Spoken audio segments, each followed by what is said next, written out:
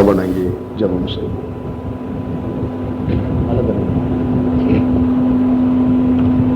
எங்களை அளவில்லாமல் நேசிக்கிற எங்கள் பரிசுத்தம் நிறைந்த நல்ல பிதாவே, ஆசீர்வாதமான இந்த விசேஷித்த ஆவிக்குரிய கூட்டங்களுக்காக நாங்கள் உமக்கு நன்றி செலுத்துகிறோம்.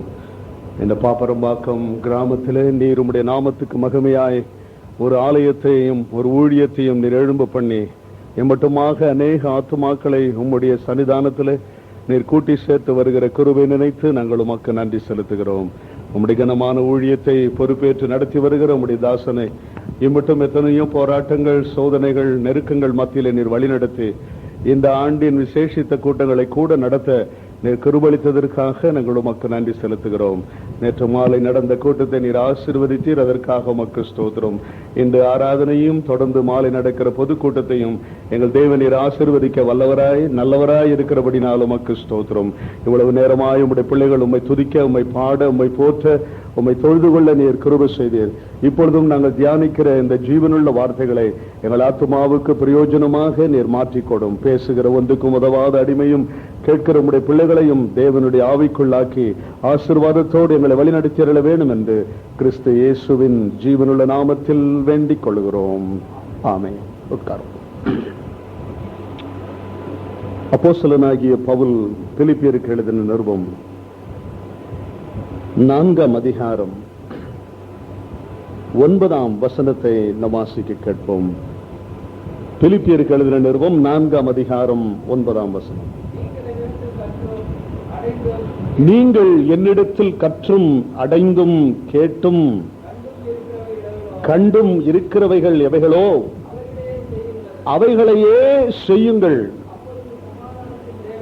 அப்பொழுது சமாதானத்தின் தேவன் உங்களோடு இருப்பார்.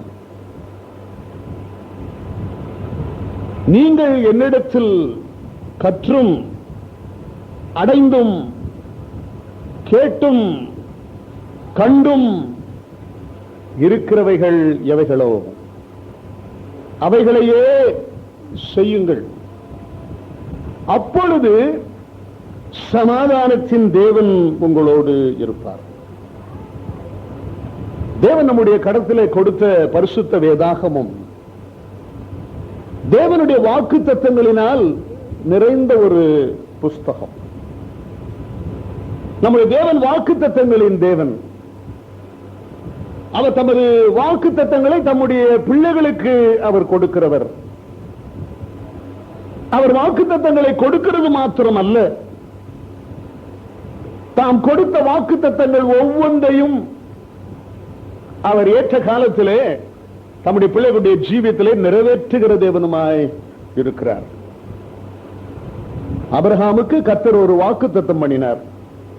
உன் சந்ததியை நான் பெருக பண்ணுவேன், உனக்குள் உலகத்தில் உள்ள எல்லா ஜாதிகளும் ஆசீர்வதிக்கப்படும், வானத்தின் நட்சத்திரங்களை நீ எண்ணக்கூடுமானால் உன்னுடைய சந்ததியை உன்னால் எண்ண முடியும், கடல் மணலத்தனையாய் உன்னுடைய சந்ததியை நான் பெருக பண்ணுவேன் என்று ஆண்டவர் வாக்குத்தத்தம் பண்ணினார்.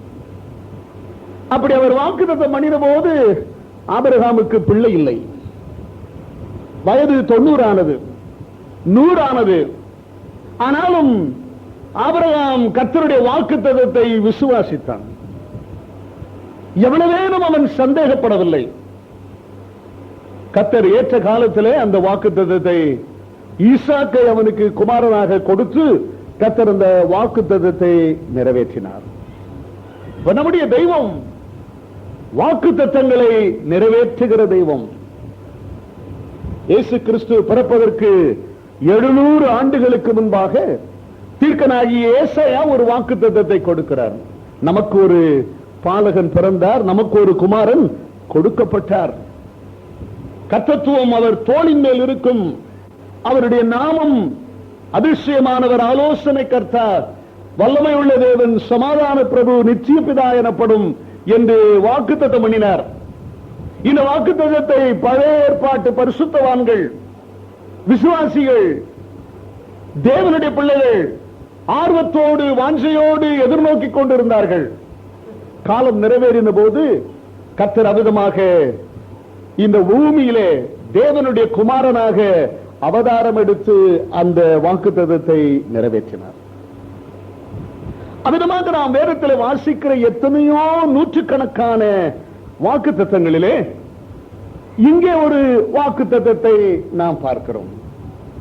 அப்போஸ்தலனாகிய பவுல் பிலிப்பி பட்டணத்து சபையில் உள்ள விசுவாசிகளுக்கு சொல்லுகிறார், அப்பொழுது சமாதானத்தின் தேவன் யாரோடு இருப்பார்? உங்களோடு இருப்பார். சமாதானத்தின் தேவன் உங்களோடு இருப்பார். எத்தனை பேரோடு இன்றைக்கு தேவன் உங்களோடு கூட இருக்கிறார்? இயேசுவானவர் இந்த உலகத்தில் வந்து 33.5 வருஷம் வாழ்ந்து அநேக அற்புத அடையாளங்களை செய்து தேவனுடைய ராஜ்யத்தின் சுவிசேஷத்தை பிரசங்கித்து வேத வாக்கியம் நிறைவேறும்படி சிலுவையிலே மரித்து அடக்கம் பண்ணப்பட்டு 3ஆம் நாள் உயிரோடு எழுந்து 40 நாட்கள் தம்மை உயிருள்ளவராக காண்பித்து சீஷருடைய கண்களுக்கு முன்பாக பரத்துக்கு எழுந்தருளி போனார். அவர் எழுந்தருளி போவதற்கு முன்னாலே அவர்களுக்கு ஒரு வாக்குத்தத்தத்தை கொடுத்து விட்டு போகிறார். என்ன வாக்குத்தத்தம் சொல்லுங்க பார்க்கலாம். இதோ உலகத்தின் முடிவு பரியந்தம் நான் எங்கே இருக்கிறேன்? உங்களோட கூட இருக்கிறேன். அப்ப தேவன் நம்மோடு கூட இருப்பதற்கு வாக்குத்தத்தம் பண்ணி இருக்கிறார். அவர் நமக்கு மேலாய் இருக்கிற தேவனாக மாத்திரம் அல்ல, அவர் நம்மோடு கூட, இம்மானுவேல் என்று சொன்னால் தேவன் எப்படி இருக்கிறார்? நம்மோடு கூட இருக்கிறார். அப்ப அப்போஸ்தலனாகிய பவுல் விசுவாசிகளாகிய பிலிப்பி பட்டணத்தாரை பார்த்து சொல்லுகிறார், அப்பொழுது சமாதானத்தின் தேவன் எங்கே இருப்பார்? உங்களோடு கூட.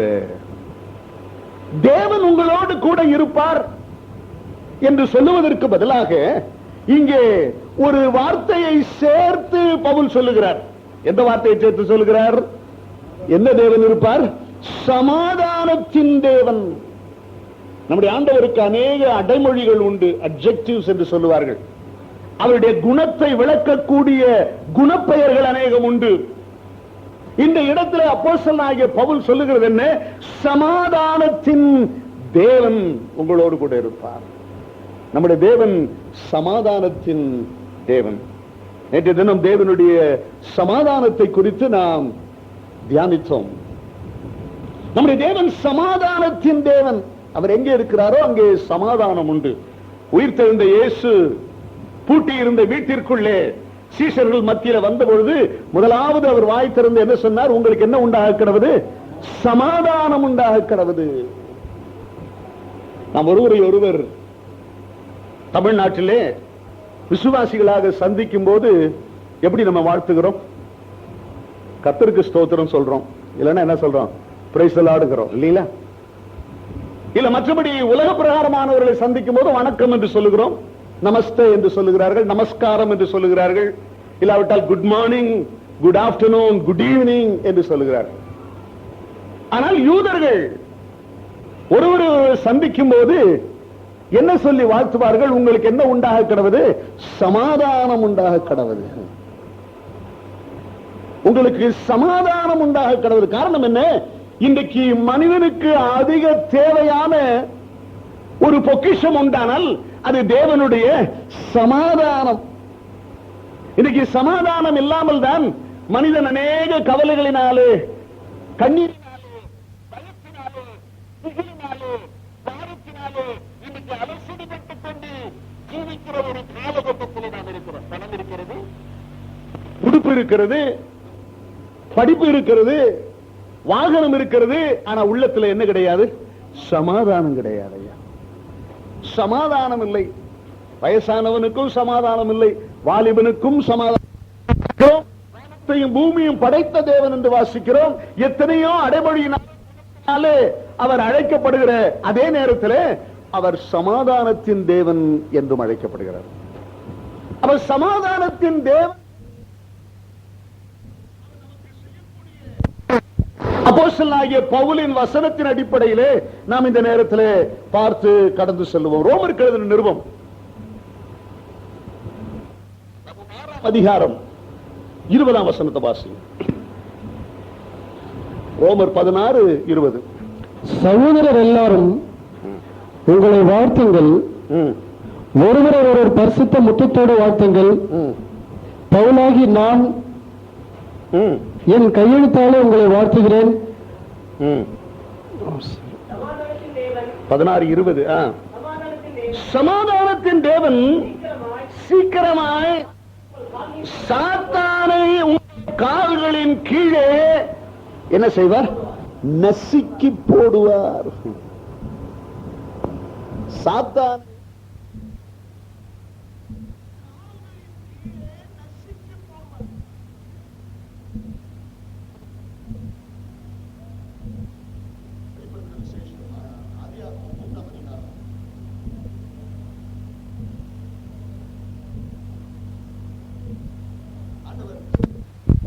ஆதியாகமத்திலே கொடுக்கப்பட்டிருக்கிறது. பிசாசினுடைய தலை என்ன செய்யப்பட வேண்டும்? நசுக்கப்பட வேண்டும். வீட்டுல திடீர்னு பாம்பு வந்துருது. பாம்பு வந்துருச்சுன்னு யாராவது நிம்மதியா படுக்க முடியுதுங்களா?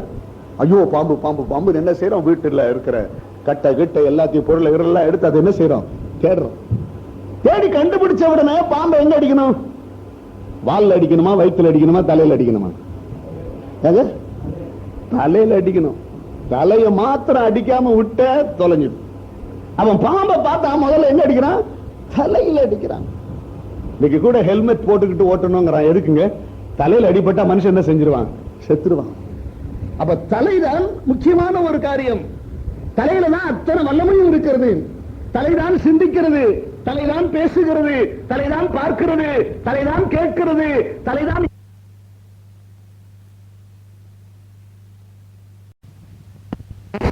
அவர் தலையை நசுக்கினார். இப்பொழுது அதை நம்முடைய கால்களின் கீழே கொண்டு வந்து ஆண்டவர் என்ன செய்கிறார்? நசுக்குகிறார். என்னைக்காவது பாம்பை பார்த்து நீங்க காலில் நசுக்கிருக்கீங்களா? மூட்டைப்பூச்சி வேணா நசுக்குவான், எறும்பு வேணா நசுக்குவான், இல்ல இந்த கரப்பாம்பூச்சிங்கிறான் பாருங்க, அதை கூட சிலர் அதை பார்த்துட்டு பயப்படுறவெல்லாம் அவ்வளவு பேர் இருக்கிறான். அது எடுறா இது எடுறான் கரப்பாம்பூச்சிக்கு. கரப்பாம்பூச்சி கூட என்ன செய்யலாங்க? காலால நசுக்கலாம். ஆனா சாத்தானை நீ காலால நசுக்க முடியுமா? நீங்க அநேகர் சாட்சி சொல்லுகிறாங்க, நாங்க போனங்க சாத்தான் சோதிச்சுட்டாங்க, அங்க போனங்க சாத்தான் அடிச்சுட்டாங்க, அங்க போனங்க சாத்தான் ரொம்ப பண்ணிட்டாங்க. இப்படி சாத்தான் என்ன செஞ்சுட்டான் செஞ்சுட்டான் செஞ்சுட்டான்னு சொல்லி அவனுக்கே சாட்சி சொல்லிடுறோம். ஆனா ஆண்டவர் என்ன சொல்றாரு? சமாதானத்தின் தேவன் சாத்தானை எங்க போடுவார்? உங்கள் கால்களின் கீழ் என்ன செய்வார்?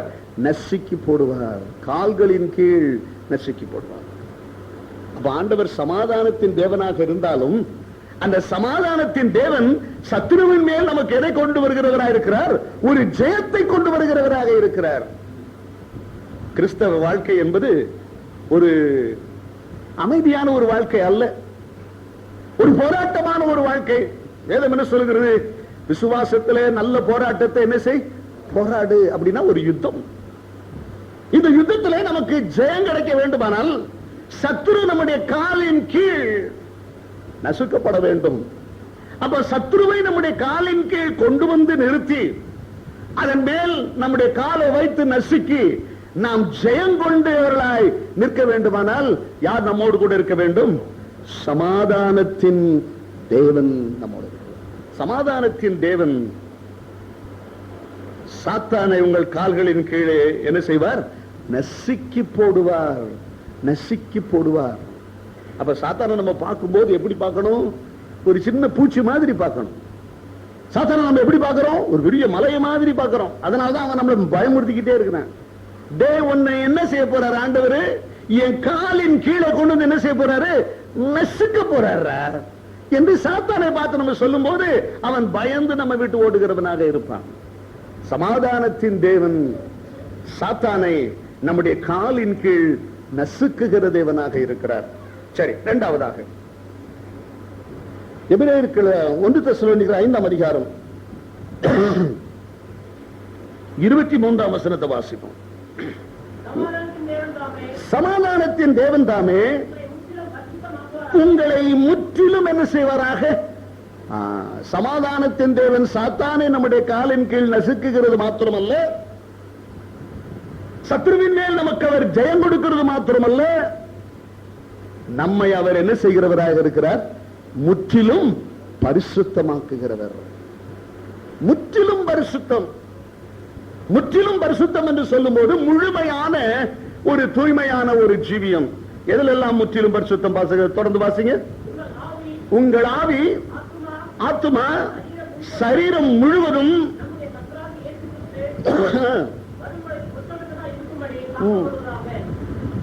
அப்ப ஆவி, ஆத்துமா, சரீரம் ஆகிய 3 நிலைகளிலேயும் அவர் நம்மை முழுமையாக எப்படி ஆக்குகிறவராய் இருக்கிறார்? பரிசுத்தமாக்குகிறவராய். பரிசுத்தம் என்று சொல்லுகிறது கிறிஸ்தவ ஜீவியத்தில் இன்றியமையாத ஒரு குணலட்சணம். பரிசுத்தம் என்ற ஒன்றை ஒரு கிறிஸ்தவன் பெற்றுக்கொள்ளாமல் அவன் கிறிஸ்தவனாக ஜீவிக்க முடியாது. கிறிஸ்தவனாக இருக்கிறவன் பரிசுத்தம் உள்ளவனாக இருக்க வேண்டும். வேதம் என்ன சொல்லுகிறது? நான் பரிசுத்தர் ஆகையால் நீங்களும் எப்படி இருங்க? பரிசுத்தராயிருங்கள். உங்களை அழைக்கிறவர் பரிசுத்தராய் இருக்கிறது போல நீங்கள் உங்கள் நடக்கைகள் எல்லாவற்றிலும் எப்படி இருங்க? பரிசுத்தராய். அப்ப நாம ஆண்டவருக்குள்ள வந்த பின்பு நம்முடைய ஜீவியத்துல அசுத்தம் என்கிற நிலையில இருந்து நாம் எந்த நிலைக்கு உயர்த்தப்படுகிறோம்? பரிசுத்தம் என்கிற ஒரு நிலைக்கு. அப்ப நம்முடைய சிந்தைகள் பரிசுத்தமாய் இருக்க வேண்டும், நம்முடைய வார்த்தைகள் பரிசுத்தமாய் இருக்க வேண்டும், நம்முடைய நடக்கைகள் பரிசுத்தமாய் இருக்க வேண்டும். வெறும் சுத்தம் மாத்திரமல்ல, பரிசுத்தம், பரம சுத்தம் நம்முடைய ஜீவியத்திலே இருக்க வேண்டும். இன்னைக்கு ரட்சிக்கப்பட்ட விசுவாசிகளை வேதம் எப்படி அழைக்கிறது? பரிசுத்தவான்கள் என்று என்ன செய்கிறது? அழைக்கிறது. அப்போஸ்தலனாகிய பவுல் தான் எழுதின ஒவ்வொரு நிருபத்திலையும் எழுதுகிறார், பரிசுத்தவான்களாகும்படி அழைக்கப்பட்டவர்களுக்கு எழுதுகிறதாவது, இந்த பட்டணத்தில் உள்ள பரிசுத்தவான்களுக்கு எழுதுகிறதாவது. அப்ப ஆண்டவர் நமக்கு என்ன ஒரு நிலையை கொடுக்கிறார்? பரிசுத்தவான், செயின்ட். அப்ப பரிசுத்தவான் என்று சொன்னால் அந்த காலத்தில் இருந்த அப்போஸ்தலர்கள் மாத்திரம் அல்ல, அவருடைய ரத்தத்தினாலே கழுவப்பட்ட, அவருடைய வசனத்தினாலே சுத்திகரிக்கப்பட்ட எல்லா தேவனுடைய பிள்ளைகளுக்கும் ஆண்டவர் பரிசுத்தவான்கள் என்கிற ஒரு மேன்மையான நிலையை என்ன செய்கிறார்? கொடுக்கிறார். சமாதானத்தின் தேவன் உங்களை முற்றிலும் என்ன செய்வாராக? பரிசுத்தமாக்குவாராக. முற்றிலும் பரிசுத்தமாக்குவாராக. நம்முடைய ஜீவியத்தில் உள்ள எல்லா அழுக்குகளையும், நம்முடைய எண்ணங்களில் உள்ள எல்லா அசுத்தங்களையும், நம்முடைய வார்த்தையில் உள்ள எல்லா விதமான அழுக்கான காரியங்களையும் கர்த்தர் மாற்றி நம்மை பரிசுத்தவான்கள் ஆக்குகிறார்.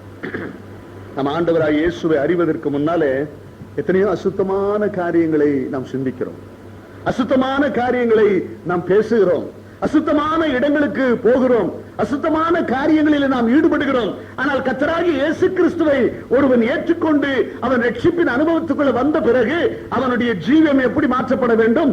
பரிசுத்தவானுக்குரிய ஒரு தகுதியோடு கூட என்ன செய்யப்பட வேண்டும்? மாற்ற வேண்டும். அதனாலதான் வேதத்தின் கடைசி அதிகாரத்திலே ஆண்டவர் சொல்லுகிறார், பரிசுத்தம் உள்ளவன் எப்படி இருக்க கடவன்? இன்னும் பரிசுத்தமாக கடவன். காரணம் என்ன? அசுத்தத்தை நடப்பிக்கிற ஒன்றும் எந்த ராஜ்யத்துக்குள்ள பிரவேசிப்பதில்லை? தேவனுடைய ராஜ்யத்துக்குள்ள பிரவேசிப்பதில்லை. அப்ப இன்றைக்கு உலகத்துல எத்தனையோ அசுத்தமான காரியங்களை சத்துருவானவன் சோதனையாக கொண்டு வந்து நிறுத்துகிறான். அந்த அசுத்தங்கள் எல்லாம், அசுசிகள் எல்லாம் நீங்க நாம் கழுவப்பட்டு நாம் முற்றிலும் பரிசுத்தம் உள்ளவர்களாக வேண்டும். அதற்கு தான் சமாதானத்தின் தேவன் நம்மோடு கூட என்ன செய்ய வேண்டும்? இருக்க வேண்டும். பரிசுத்த ஆவி ஆண்டவர் வாக்குத்தத்தம் பண்ணினார், வம்சமான யாவர் மேலும் நான் எதை ஊற்றுவேன்? என் ஆவி என்ன செய்வேன்? ஊற்றுவேன். என் ஆவியை என்று சொன்னார். அந்த ஆவிக்கு என்ன பெயர் கொடுக்கப்பட்டிருக்கிறது? பரிசுத்த ஆவி. பரிசுத்த ஆவி. அப்ப இந்த பரிசுத்த ஆவி நம் மேல் ஊற்றப்படுவதற்கு காரணம் என்ன? தேவன் இந்த பரிசுத்த ஆவியை நம்மேல் ஊற்றுவதனுடைய நோக்கம் என்ன? நாம் என்னவாக மாற வேண்டும்? பரிசுத்தமாக.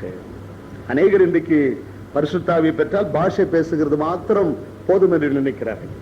தீர்க்க தரிசனம் சொன்னால் மாத்திரம் போதும் என்று நினைக்கிறார்கள். உடம்பையும் கையையும் கொஞ்சம் ஆட்டினால் அது போதும் என்று நினைக்கிறார்கள். இல்லையா, பரிசுத்த ஆவி உன்னிடத்தில் வந்தால் அது உன்னை பரிசுத்தமான ஜீவியத்துக்குள்ளாக அது என்ன செய்ய வேண்டும்? உன்னை நடத்த வேண்டும். பரிசுத்த ஆவி உங்களிடத்தில் வரும்பொழுது அவர் பாவத்தை குறித்தும், நீதியை குறித்தும், நியாய தீர்ப்பை குறித்தும் அவர் என்ன செய்வார்? கண்டித்து உணர்த்துவார். கண்டித்து உணர்த்துவார். தேவன் அசுத்தத்திற்கு அப்பாற்பட்ட ஒரு தெய்வம். அவர் அசுத்தத்தை காண மாட்டாத தெய்வம். அசுத்தத்தை அவர் சகிக்க மாட்டாத தெய்வம். எனவேதான் சமாதானத்தின் தேவன் நம்மோடு கூட இருக்கும்போது அவர் சாத்தானை நம்முடைய காலின் கீழே நசுக்கி போடுகிறது மாத்திரமல்ல, நம்முடைய ஆவி ஆத்துமா சரீரத்தை அவர் என்னவாக மாற்றுகிறவர்? முற்றிலும் பரிசுத்தமாக்குகிறவர். மூன்றாவதாக எபிரேயருக்கு எழுதின நிருபம் 13ஆம் அதிகாரம் 20-21 வசனங்கள் வாசி. நித்திய உடன்படிக்கையின் ஆடுகளுடைய பெரிய மேய்ப்பரான நம்முடைய கர்த்தராகிய இயேசுவை மரித்தோரிலிருந்து ஏறி வர பண்ணின சமாதானத்தின் தேவன் இயேசு கிறிஸ்துவை கொண்டு தமக்கு முன்பாக பிரியமானதை உங்களில் நடப்பித்து நீங்கள் தம்முடைய சித்தத்தின்படி செய்ய உங்களை சகலவித நற்கிரியிலும் சீர்பொருந்தினவர்களாக ஆக்குவாராக. சமாதானத்தின் தேவன்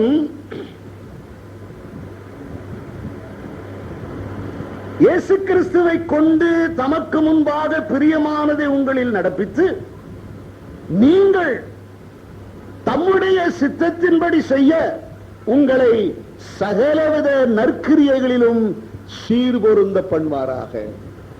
சகலவிதமான நல்ல கிரியைகளையும் செய்ய நம்மை சமாதானத்தின் தேவன் சீர்பொருந்த பண்ணுகிறவராக இருக்கிறார். நம்முடைய ஆண்டவர் நம்மோடு கூட இருக்கும் பொழுது அவரை போல அவர் நம்மை மாற்றுகிற தேவனாக இருக்கிறார். இயேசுவானவர் இந்த உலகத்தில் வந்த பொழுது வேறு விதமாய் சொல்லுகிறது. அவர் கிராமங்கள் தோறும் பட்டணங்கள் தோறும் எப்படி சுற்றித் திரிந்தார்? நன்மை செய்கிறவரா என்ன செய்தார்? சுற்றித் திரிந்தார். அப்ப நற்கிரியைகளை செய்ய உன்னை சீர்பொருந்த பண்ணுகிறவர் சமாதானத்தின் தேவன். சமாதானத்தின் தேவன் உன்னோடு கூட இருந்தால் துர்க்கிரியைகளை உன்னால் என்ன செய்ய முடியாது? செய்ய முடியாது. நல்ல காரியங்களை தான் உன்னால் என்ன செய்ய முடியும்? செய்ய முடியும். அப்ப ஆண்டவரை அறியாத நாட்களிலே நாம் அநேக துர்காரியங்களை செய்கிறோம். குடும்பங்களிலே சண்டைகளை ஏற்படுத்துகிறோம், ஊரிலே வழக்குகளை உண்டாக்குகிறோம், மற்ற காரியங்களை கெடுக்கிறோம், மற்ற காரியங்களை அழிக்கிறோம். ஆனால் ஆண்டவராகிய இயேசு கிறிஸ்துவுக்குள்ளே நாம் வந்து சமாதானத்தின் தேவன் நம்மோடு கூட அவர் வாசம் பண்ணும் ஒரு நிலையை நாம் அடையும் பொழுது கர்த்தர் நம்மை சீர்பொருந்த பண்ணுகிறார். எதற்கு சீர்பொருந்த பெறுகிறார்? நல்ல கிரியைகளை செய்வதற்காக. நல்ல கிரியைகளை செய்வதற்காக. இயேசுவானவர் இந்த உலகத்தில் வந்தபோது ஏதாவது ஒரு மோசமான காரியத்தை இயேசு செஞ்சார் இருக்குதா? இருக்குதா ஐயா? இல்ல. எல்லாருக்கும் அவர் என்ன செய்தார்? நன்மை செய்தார். குருடனுடைய கண்களை திறந்தார், செவிடனுடைய காதுகளை கேட்கும்படி செய்தார், முடவனை எழுந்து நடக்கும்படி செய்தார், பசி உள்ளவனுக்கு ஆகாரத்தை அவர் கொடுத்தார், மரித்தோரை அவர் என்ன செய்தார்? உயிரோடு எழுப்பினார், குஷ்டரோகி அவர் என்ன பண்ணினார்? சுத்தம் பண்ணினார். இப்படி 3.5 வருஷம் அவர் யூதேயா எங்கும் சமாரியா எங்கும் பல கிராமங்களிலேயும் பட்டணங்களிலேயும் சுற்றி திரிந்து ஒவ்வொரு நாளும் ஜனங்களுக்கு நன்மை செய்து கொண்டே இருந்தார். நன்மை செய்து கொண்டே இருந்தார். வேதம் ஆண்டவரை குறித்து என்ன சொல்கிறது? தேவன் எப்படிப்பட்டவர்? நல்லவர். தேவன் எப்படிப்பட்டவர்? என்னங்க தூங்குறவங்களாம் சொல்லுங்க. தேவன் எப்படிப்பட்டவர்? நல்லவர். அவர் நல்லவராக இருக்கிறதுனால அவர் என்ன செய்கிறாருங்க? நன்மை செய்கிறவராக இருக்கிறார். தேவன் யாருக்காவது தீமை செய்யறாரா? சில சொல்லுவாங்க, ஒரு வியாதி வந்துட்டாலும் அந்த வியாதிக்கே சாமி பேர் வச்சிருக்காங்க. வந்துட்டாடா மேல எந்த சாமியும் வந்து ஒன்னு என்ன செய்யாது? உன் மேல கொப்பளத்தை உண்டாக்காது. எந்த சாமியும் வந்து உனக்கு வயிற்று வலியை உண்டாக்காது. எந்த சாமியும் வந்து உன்னை அனாவசியம் அப்படி சுத்தி சுத்தி ஆட விடாது. தெய்வம் என்று சொன்னால் அது உனக்குள்ளே வந்து என்ன செய்யும்? நன்மை செய்யும். உனக்கு சுகத்தை கொடுக்கும், உனக்கு பலத்தை கொடுக்கும், உனக்கு சமாதானத்தை கொடுக்கும், உனக்கு சந்தோஷத்தை கொடுக்கும், உன் கவலையை மாற்றும், உன் கண்ணீரை துடைக்கும். இதுதான் தெய்வத்தினுடைய தன்மை. அவன் நன்மை செய்கிறவராய் 33.5 வருஷம் வாழ்ந்தார். அவரை கடைசியில் கொண்டு போய் என்ன பண்ணார்கள்? மரண தண்டனை கொடுப்பதற்காக நியாயாசனத்திலே கொண்டு போய் நிறுத்துகிறார்கள். அந்த நியாயாசனத்தில் யார் உட்கார்ந்து இருக்கிறது? ரோம நியாயாதிபதியாகிய பொந்தி பிலாத்து உட்கார்ந்து இருக்கிறான். ஒருவனை குற்றவாளியாக தீர்க்க வேண்டுமானால் இவன் குற்றவாளி என்பதற்கு சில ஆதாரங்களை நியாயாதிபதி முதலாவது ஆராய வேண்டும். அதற்கு சில சாட்சிகள் வேண்டும். அன்னைக்கு எத்தனையோ சாட்சியை தேடினார்கள். ஒருத்தனை வந்து இயேசுவுக்கு விரோதமாக சாட்சி சொல்ல யாரும் என்ன செய்யல, வரல. காரணம் என்ன? பார்த்திமேயுவை கூப்பிட்டு இருந்தால் அன்றைக்கு அவன் என்ன சொல்லி இருப்பான்? நான் குருடனாய் பிறந்தேன், இந்த இயேசு என் கண்களை என்ன செய்தார்? திறந்தார். லாசருவை அன்றைக்கு கூப்பிட்டு இருந்தால் லாசரு என்ன சொல்லி இருப்பான்? நான் மரித்து 3 நாள் கல்லறையில் இருந்தேன், இந்த மனுஷன் என்ன செய்தார்? உயிரோடு எழுப்பினார் என்று சொல்லி இருப்பான்.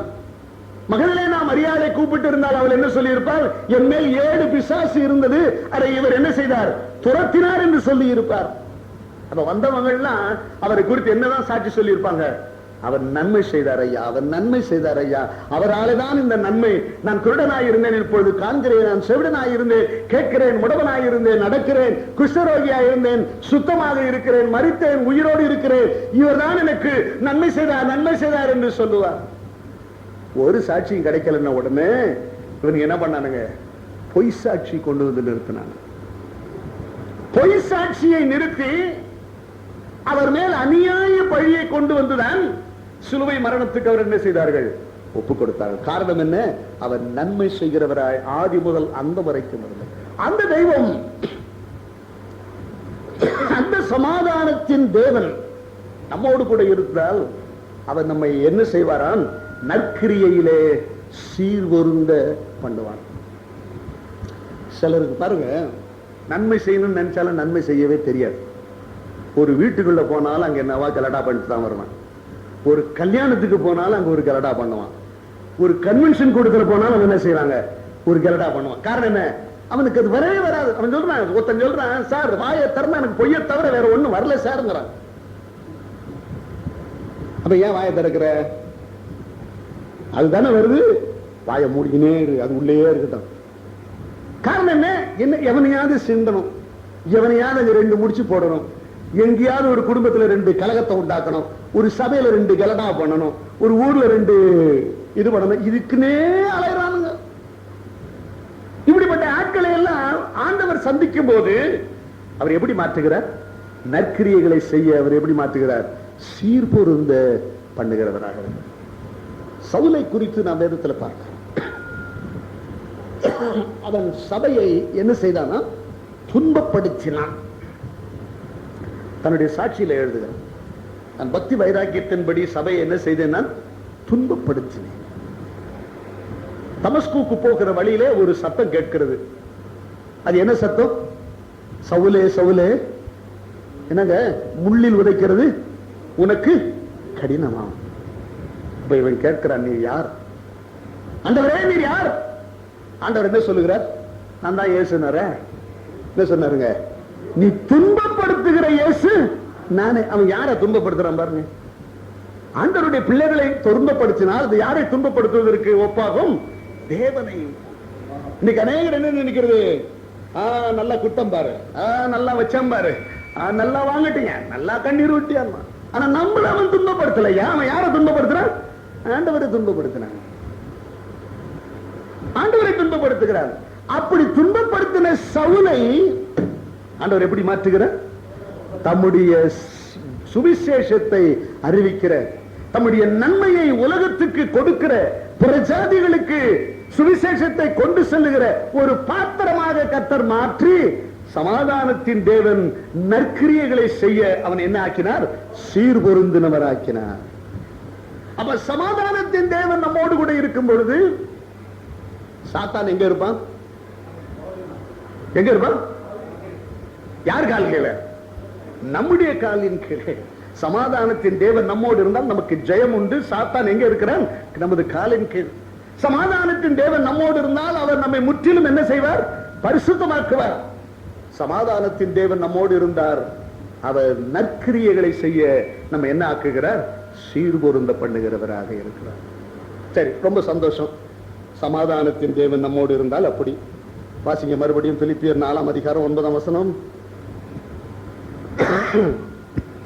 நீங்கள் என்னிடத்தில் கற்றும் அடைந்தும் கேட்டும் கண்டும் இருக்கிறவர்கள் எவைகளோ அவைகளே செய்யுங்கள், அப்போது சமாதானத்தின் தேவன் உங்களோடு இருப்பார். இந்த சமாதானத்தின் தேவன் உங்களோடு இருப்பார் என்கிற வாக்கியத்தில் முதல் வார்த்தை என்ன எங்க சொல்லப்பட்டிருக்கிறது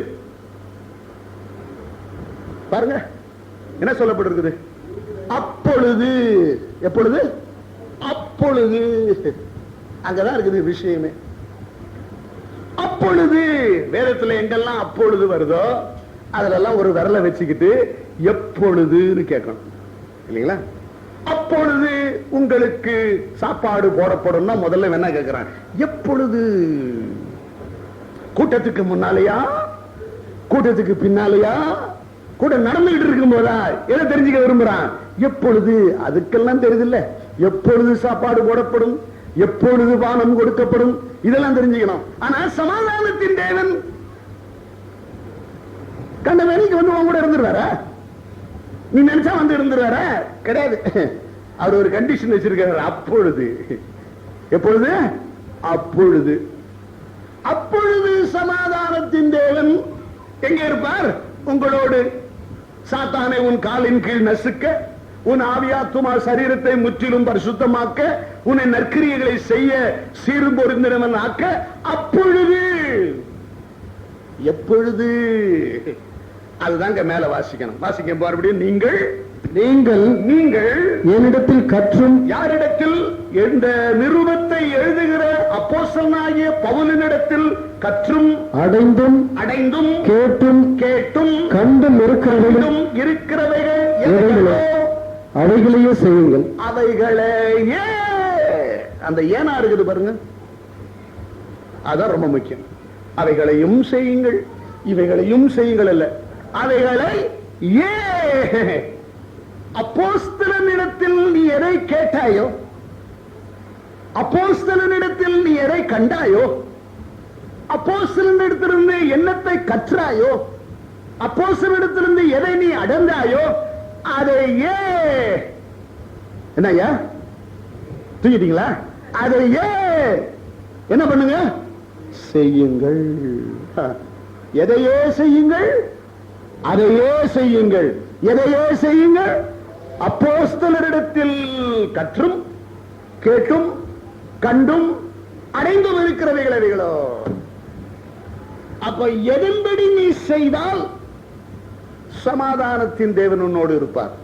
எப்படி இருந்தாலும் சமாதானத்தின் தேவன் உன் பின்னாலே வருவாரு அப்படின்னு நீ நினைக்காத. நிச்சயமா என்ன செய்ய மாட்டாரு? வரமாட்டார். சமாதானத்தின் தேவன் சாத்தானை உன் காலின் கீழ் நசுக்கவும், சமாதானத்தின் தேவன் உன்னை முற்றிலும் பரிசுத்தமாக்கவும், சமாதானத்தின் தேவன் நற்கிரியைகளை செய்ய உன்னை சீர்பொருந்த பண்ணவும் உன்னோடு கூட எப்பொழுதும் இருக்க வேண்டுமானால் உன்னிடத்தில் கர்த்தர் ஒரு நிபந்தனையை வைத்திருக்கிறார். அது என்ன நிபந்தனை? என்னிடத்தில் கற்றும். யாரிடத்தில் கற்றும்? என்னிடத்தில் கற்றும். அது என்னது? என்னிடத்தில் கற்றும்.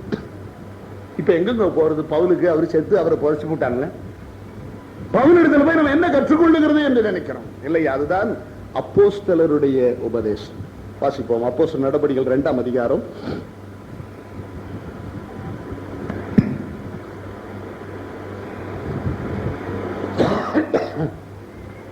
42ஆம் வசனம். அவர்கள் அப்போஸ்தலருடைய உபதேசத்திலும் அந்நியோன்யத்திலும் அப்பம் பிற்கதிலும் ஜெபம் பண்ணுவதிலும் உறுதியாய் தரித்திருந்தார்கள். எதுல தரித்திருந்தார்கள் ஐயா? அப்போஸ்தலருடைய உபதேசத்தில். ஆதி பெந்தைக்கோஸ்தே நாளிலே 3000 பேர் ஞானஸ்தானம் பெற்றார். ஞானஸ்தானம் பெற்ற உடனே அவன் பெட்டி படுக்க எடுத்துட்டு வீட்டுக்கு ஓடிடல. அவன் என்ன செஞ்சாங்க? அப்போஸ்தலருடைய உபதேசத்துல. உபதேசம் உபதேசம் அது ரொம்ப முக்கியம். அப்போஸ்தலருடைய உபதேசம் என்று சொல்லப்பட்டிருக்கிறது. அது என்ன அப்போஸ்தலருடைய உபதேசம்? ஆண்டவர் தமது ஆவியை அப்போஸ்தலர்களுக்குள்ளே அனுப்பி அவர்கள் மூலமாய் சபைக்கு தேவையான உபதேசங்களை கர்த்தர் என்ன செய்தார்? கொடுத்தார். நீங்கள் கற்றும் அடைந்தும் கேட்டும் கண்டும் இருக்கிறவைகள். வாசிப்போம். மத்தேயு எழுதின சுவிசேஷம் 28ஆம் அதிகாரம் 19ஆம் வசனம். ஆகையால் நீங்கள் புறப்பட்டு போய் சகல ஜாதிகளையும் சீசராக்கி பிதா குமாரன் பரிசுத்த ஆவியின் நாமத்திலே அவர்களுக்கு ஞானஸ்நானம் கொடுத்து நான் உங்களுக்கு கட்டளையிட்ட யாவையும் நான் உங்களுக்கு கட்டளையிட்ட யாவையும் அவர்கள் கை கொள்ளும்படி கை கொள்ளும்படி அவர்களுக்கு உபதேசம் பண்ணுங்கள். அவர்களுக்கு என்ன பண்ணுங்கள்? உபதேசம். அப்போ இயேசு கட்டளையிட்டதை தான் அப்போஸ்தலர்கள் சபைக்கு என்ன செய்தார்கள்? உபதேசம் பண்ணினார்கள். இது அப்போஸ்தலருடைய சொந்த உபதேசம் அல்ல, பேதுருவினுடைய சொந்த போதனை அல்ல. இயேசு என்ன கட்டளை கொடுத்தாரோ அதைத்தான் அவர்கள் சபைக்கு என்ன செய்தார்கள்? உபதேசம் பண்ணினார்கள். எனவேதான் ஆதி அப்போஸ்தலர்கள், அப்போ விசுவாசிகள் அப்போஸ்தலருடைய உபதேசத்திலே நிலைத்திருந்தார்கள். இன்னைக்கு அநேக சபை பெயர்கள் பலகைகளை நாம் பார்க்கிறோம். அதுலயும் சென்னையில புரசவாக்கத்துக்கு போனீங்கன்னாக்கா ஒவ்வொரு ஸ்ட்ரீட்லயும் எத்தனையோ கோயில் இருக்கு, என்னென்னமோ பேர் இருக்குதுங்க. வட இந்தியாவில இருந்து ஒரு இயேசுவின் நாம ஊழியக்காரர் மெட்ராஸ்க்கு வந்தார். அவர் போன வாரம் எனக்கு சொன்ன சாட்சி. மெட்ராஸ்ல இருந்து வந்துட்டு இவர் இப்படி புரசவாக்கத்துல இப்படி பார்த்துக்கிட்டே இருந்தாராம். அப்போஸ்தலர் சபைன்னு நம்பாள் எவனோ ஒருத்தங்க இருக்கிறானே, அப்போஸ்தல உபதேசத்துல இங்க யாரோ இருக்கிறாங்கன்னு சரி உள்ள போனாராம். அதாவது கோயில் நடக்காத நேரம் உள்ள போயிருக்காரு. உள்ள போன உடனே பாஸ்டர் எங்கங்க? சரின்னு பாஸ்டர் கேட்டான். அப்ப கேட்டாங்க, அப்போஸ்தல சபைன்னு போட்டிருக்கிறீங்க, ரொம்ப சந்தோஷம். அப்போஸ்தல விசுவாச சபை என்று போட்டிருக்கிறீங்க, நீங்க இயேசு நாமத்துல ஞானஸ்நானம் கொடுக்குறீங்களான்னு கேட்டாராம். ஐயோ, அது ஜீசஸ் ஒன்லியா? அதெல்லாம் நாங்களுக்கு செய்யறதுக்கு இல்ல, அதுக்கு வேற இடம் இருக்குது போனாங்க. அப்பதான் இவர் யோசித்தாரா, இன்னும் அப்போஸ்தல உபதேசம் போட்டுவிட்டு அப்போஸ்தல உபதேசம் நம்ம கிட்ட இல்லையே. அப்ப பவுல் சொல்லுகிறார், என்னிடத்தில் நீங்கள் கண்டும் கேட்டும் அடைந்தும் கற்றும் கொண்டவைகள் எவைகளோ அவைகளை என்ன எழுதி வைங்க, அதை குறித்து பேசுங்க, பாடுங்க அப்படின்னு சொன்னாரா? அவைகளையே என்ன செய்யுங்க? செய்யுங்கள். செய்யணும், அதுதான் அங்க இருக்கிறது முக்கியம். இன்னைக்கு அநேகர் வளவளவளவளன்னு பேசுறான், ஒருத்தனும் செய்யறதுக்கு ஆளு இல்ல. பேசுற கிறிஸ்தவன் தான் நிறைய இருக்கான் ஒழிய செய்ய கிறிஸ்தவனே செய்யறவன் பேச மாட்டான், பேசுறவன் கரெக்டா சொல்றீங்க, செய்யறவன் பேச மாட்டான், பேசுறவன் நீ வந்துருக்கிறது எங்க ஊருக்கு, நான் அப்படி செஞ்சிடறேன் இப்படி பண்ணிடுறேன், யானை பூனை ஆகிறேன், பூனை யானை ஆகிறேன், அப்படி ஆகிறேன் இப்படி ஆகிறேன்னா நீ அந்த ஊருக்கு போனா அவன் அங்கேயே இருக்கவே மாட்டான். ஆனா செய்யறவன் வெளியவே சொல்ல மாட்டான். அதே மாதிரி ஆண்டவருடைய வார்த்தையை கேட்கிறது பெரிய காரியம் அல்ல, அதன்படி செய்ய வேண்டும். வசனத்தை நீங்கள் கேட்கிறவர்களாய் மாத்திரம் அல்ல, அதன்படி செய்கிறவர்களாய் வருங்கள்.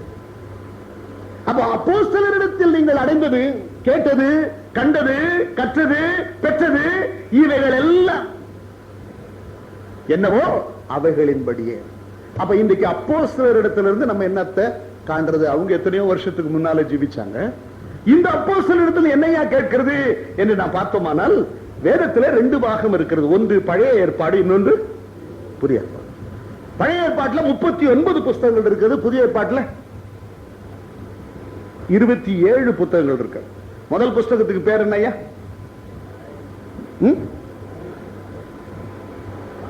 புதிய ஏற்பாடுல முதல் புஸ்தகத்துக்கு பேர் என்னமா? மத்தேயு.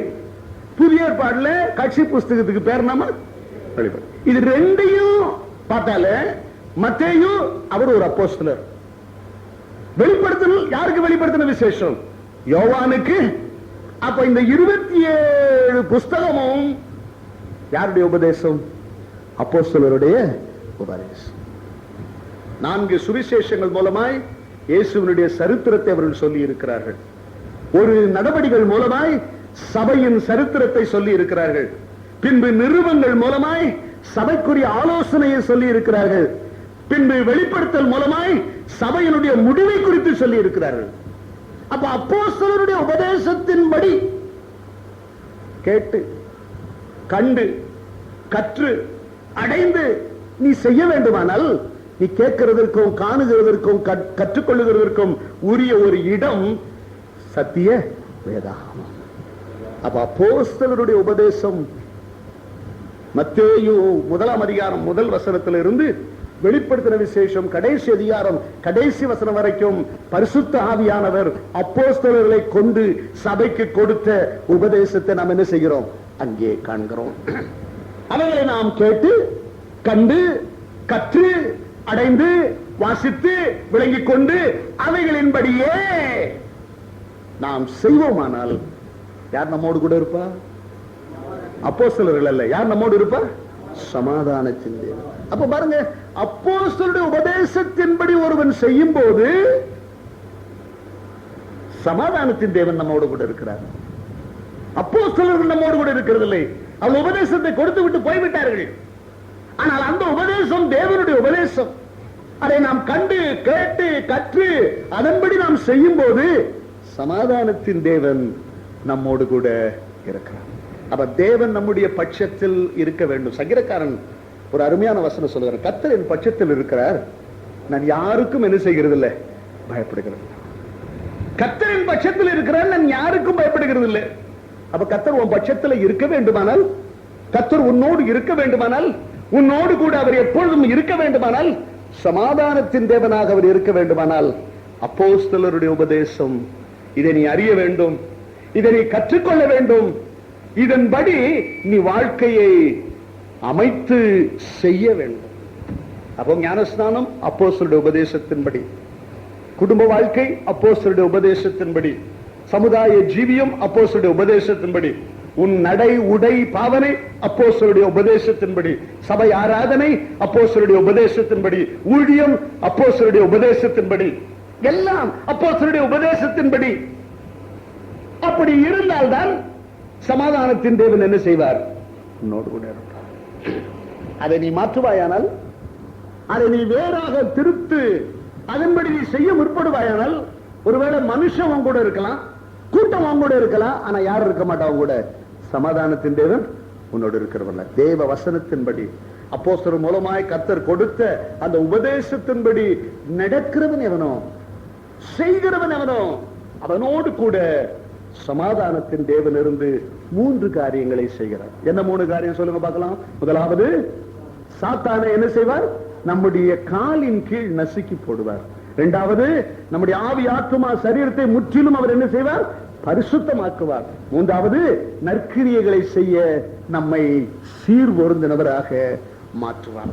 அப்பேற்பட்ட தெய்வ பிரசன்னத்தை நாம் நம்முடைய வாழ்க்கையிலே இன்று முதல் ஆண்டவருடைய வருகை வரைந்தும் பெற்று அனுபவிக்க, சமாதானத்தின் தேவன் நம்மோடு கூட இருக்க, நாம் அவருடைய உபதேச வாக்கியங்களுக்கு தலைவணங்கி அவைகளை கற்றுக்கொண்டு அவைகளின்படி செய்து ஜீவிக்க நம்முடைய வாழ்க்கையை முற்றிலுமாக அர்ப்பணம் செய்வோம். கர்த்தர் நம்மை ஆசீர்வதிப்பாராக. ஆமென்.